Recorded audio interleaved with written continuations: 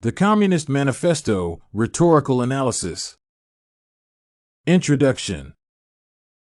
The Communist Manifesto summarizes a variety of claims and theories constructed by Marx and Engels. The authors have highlighted that society is divided into two primary classes, the bourgeois and the proletarians. The bourgeois control the means of production and exploit the proletarians. Other claims include the fact that capitalism is self-descriptive and that societies should aim for a socialist and communist system. It is evident that rhetoric is applied to persuade the audience to accept the aforementioned claims. Specifically, ethos is implemented through persuasion through the arguments concerning the validity of Engels and Marx. The writers used a modified classical organization model by including exordium, narration, partition, confirmation, and peroratio. They developed an ethos by emphasizing their credibility and applied repetitions, metaphors, and hyperboles. Modified classical model. The Communist Manifesto was designed as a pamphlet that would contain ideas correlating with communism. However, the authors aimed to persuade the readers to join their ideas and believe in the ideals described in the text rather than simply acquire the provided information. For example, some components of the modified classical model of argument, exordium, narration, partition, confirmation, and peroratio, are evident in the text. Exordium serves as a speech introduction that frequently uses a persuading appeal to gain the audience's attention and to indicate the topic and aim of the discourse. The exordium is shortly followed by a narratio, a narrative recount of what took place and a general explanation of the case's nature, and a propositio, a sort of summary of the facts or an assertion of the charge. Partitio is the last element of a persuasive introduction, also referred to as divisio. It follows the explanation of the facts. According to what has been presented as the issue in the given case, the speaker discusses what will happen in the next phases of the oration. In the case of the Communist Manifesto, all these features are represented in the introductory paragraph. In the exordium, the authors introduce the text with a hook by stating, "A specter stalks the land of Europe, the specter of communism." This metaphor immediately captures the reader's attention and generates interest. The authors include narration by providing the background for the topic, namely inquiring about the contemporary political opposition. Then, the authors outline the manifesto in the form of two statements explaining the need for the manifesto. Confirmatio, or the major body of the speech, succeeds the introduction. It is when the speaker presents logical arguments for support. Understandably, that is the main body of the manifesto, divided into several logically connected chapters.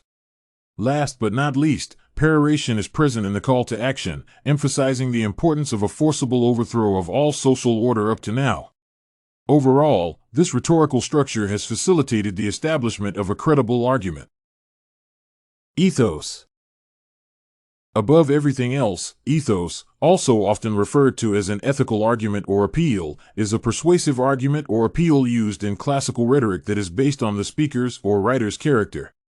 Among its main features are virtue, kindness, and practical wisdom, which all constitute an effective ethos. In this context, the introduction presented in the Communist Manifesto manages to kill two birds with one stone. It predisposes the public by its persuasiveness and establishes the first two components of ethos. According to Marx and Engels, they intend to lay before the world their perspectives, goals, principles, and a counterpoint to the horror stories of communism. In other words, their virtue lies in their genuine desire to peacefully manifest the purpose of communism in light of the witch hunt enacted against it. In the meantime, they display their kind intentions, goodwill, by announcing the manifest in such a manner.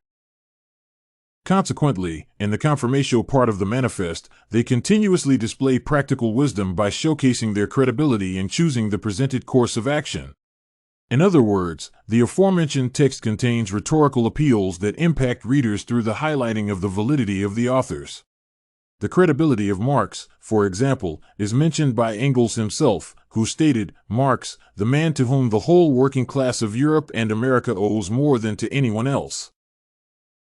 Similarly, the authors have established their credibility and argument by including the historical background of classes, stating, "In ancient Rome, we have patricians, knights, plebeians, and slaves.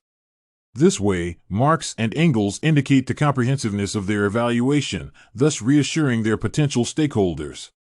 As a result, the ethos has been established by highlighting the characters of the writers and their knowledge and expertise in the topic. Rhetorical devices. A variety of rhetorical devices are included to further persuade the readers. In particular, the author's main goal here is to induce specific emotions of fear in the face of the bourgeoisie dominating the world. For example, the repetitions and struggles between exploited and exploiters, between dominated and dominating classes emphasize the argument's emotional connotation. This example is not singular within the text of the manifest. Marx and Engels make sure they emphasize the overwhelming dominance of elites over the world in general and the working class in particular. Contextually, the word bourgeoisie almost always appears alongside words with a negative connotation, whereas the word working class has a positive one. Apart from repetition, authors often utilize metaphors to express their respective viewpoints. For instance, communism is referred to as a specter, indicating the way current governments view the movement. Moreover, the authors reflect on the open struggle between classes, the metaphor highlighting the tension between diverse socio-economic groups. Similarly, the hyperbole in which Engels and Marx describe capitalism benefiting the bourgeoisie, the need for a constantly expanding outlet for their products pursues the bourgeoisie over the whole world, is generated through exaggeration. In this context, exaggeration or hyperbole is used with the same purpose as repetition, to instill fear and prompt people to act. Overall, these measures are applied to convince people that the listed ideas are true. Conclusion. The Communist Manifesto contains a variety of rhetorical appeals designed to persuade the audience. First of all, the text is designed based on the modified classical model of organization since it includes an exordium, narratio, partitio, confirmatio, and peroratio. Second, the ethos presented in the paper is established by reflecting on the credibility of the authors as well as their expertise. Third, rhetorical devices, including repetitions, hyperboles, and metaphors, have been employed.